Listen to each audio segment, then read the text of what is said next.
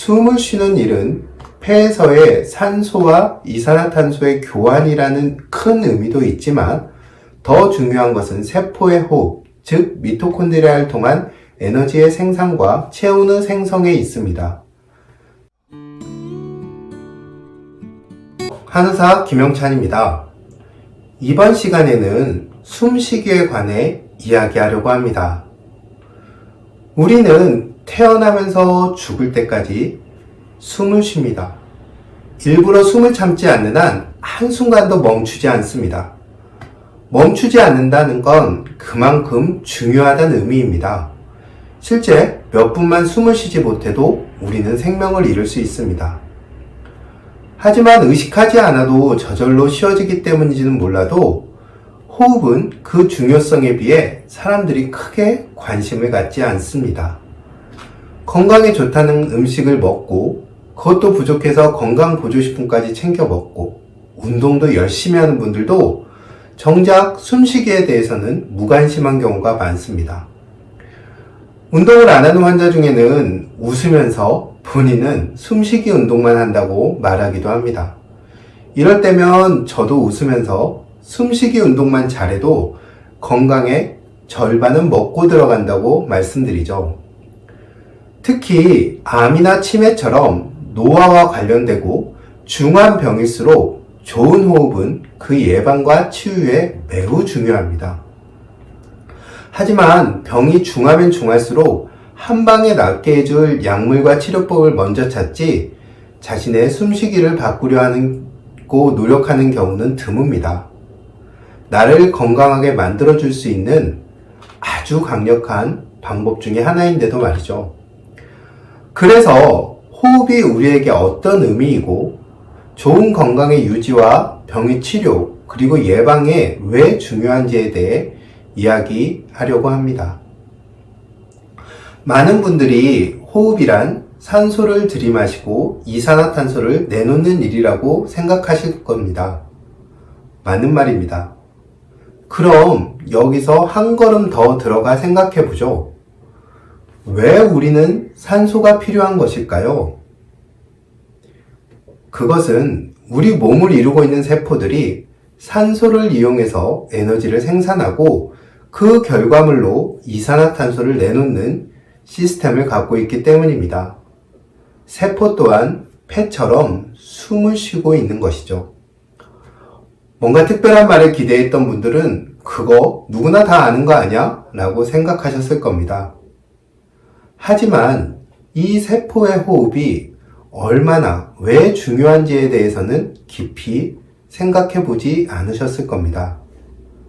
우리가 숨을 들이마시고 내쉬는 것은 바로 세포의 호흡을 가능하게 하기 위한 것이고 세포가 숨을 잘 쉬어야 건강할 수 있습니다.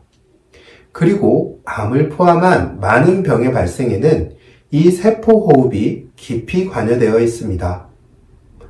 먼저 이 그림들을 한번 살펴보시죠.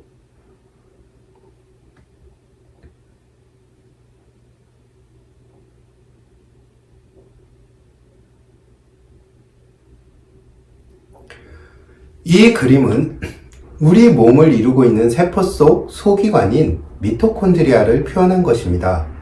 미토콘드리아 가물가물하시죠? 어쩌면 생물 시간에 들어본 적 있으실 겁니다. 아마 기억이 떠오르실 수도 있어요. 미토콘드리아는 세포 안에 있는 에너지 발전소로 포도당과 산소를 이용해서 세포들의 화폐라고 할 수 있는 ATP를 만듭니다. 이 발전의 결과물로 물과 이산화탄소가 생기죠. 우리가 생명을 유지하는 것은 세포가 제 기능을 발휘하기 때문이고 여기에 필요한 에너지를 바로 이 미토콘드리아에서 생산합니다. 또한 우리가 일정한 체온을 유지할 수 있는 것도 이 미토콘드리아 덕분입니다. 앞서 말한 세포 호흡을 통한 미토콘드리아의 발전 과정에서 ATP를 만드는 대신 열 풀림 과정이 일어나면 열이 발생하는데 이때 발생하는 열이 체온의 본질이라고 할 수 있습니다. 체온을 높이고 면역력을 키우기 위해 운동을 하고 근육을 만들려고 하는데 이 또한 미토콘드리아와 밀접한 관련이 있습니다. 근육세포에 미토콘드리아가 풍부하게 들어있고 운동은 호흡 과정에 일정한 부하를 걸어서 낡고 재기능을 못하는 미토콘드리아를 제거하고 새롭고 건강한 녀석들로 교체하는 과정을 촉진하기 때문입니다. 이렇게 보면 일본의 면역학자인 아보도우루가 말하는 암의 발생 조건인 저산소, 저체온 상태는 서로 같은 이야기라고 할 수 있습니다. 저산소 상태가 되면 미토콘드리아의 기능이 저하되고 이렇게 되면 열 풀림 과정을 통해 발생하는 열이 줄어들기 때문에 체온도 떨어지게 됩니다. 이뿐 아니라 세포의 정상적인 기능에 필요한 에너지 또한 부족한 상태가 되고 말죠. 세포가 정상적인 기능을 하지 못하면 우리 몸속에서 늘 발생하고 있는 오류를 바로잡을 수 있는 그런 기능도 떨어지게 됩니다. 범죄는 늘어나는데 경찰차에 기름이 떨어지면 현장에 출동할 수 없는 것과 마찬가지입니다. 이런 상태에서 각자의 유전자적 특징과 생활 패턴에 따라 취약한 부분에서 암을 비롯한 다양한 질병이 발생하게 되는 것이죠. 세포 속 이 작은 소기관이 건강과 질병 그리고 수명에 결정적인 역할을 하고 있는 겁니다. 그런데 이 미토콘드리아는 처음부터 세포의 일부였던 것은 아닙니다. 얼마 안 되기는 하지만 자체 유전자를 갖고 있는 미토콘드리아는 본래 단독 생활을 하던 녀석이었습니다. 그러다가 핵을 갖고 있는 진핵세포와 동거를 시작했는데 이때가 지구의 역사로 보면 산소 농도가 높아지는 시기였습니다. 지금도 많은 영양제 광고에서 활성산소로부터 세포를 보호한다는 말을 하는 것처럼 산소는 세포를 손상시키는 원인이 됩니다. 공기 중에 노출된 철이 녹이 쓰는 것을 떠올리시면 쉽게 상상이 가실 겁니다.